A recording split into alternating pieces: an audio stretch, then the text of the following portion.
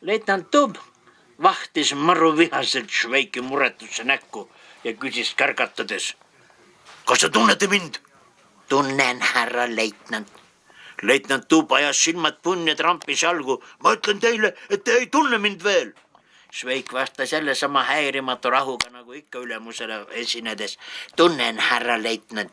Teatan alandlikult, te olete meie marsipataljonist. Te ei tunne mind veel, röögatas leitnant Tubb uuesti. Te tunnete mind võib-olla heast küljest, aga nüüd saate mind tundma ka halvast küljest.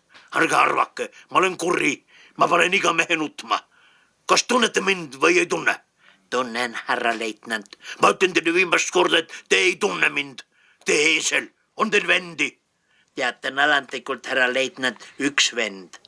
Leitnant Tubb sattus Šveiki rahulikku ja muretut nägu silmitsedes päris marru.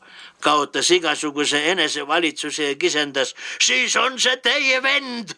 Samasugune lontrus nagu te ise. Kes ta oli? Gümnaasiumi õpetaja, härra leitnant, oli samuti sõjaväes ja tegi ära ohvitseri eksami. Leitnant Tubb vaatas Šveiki nii, nagu tahaks ta temast pilguga läbi torgata.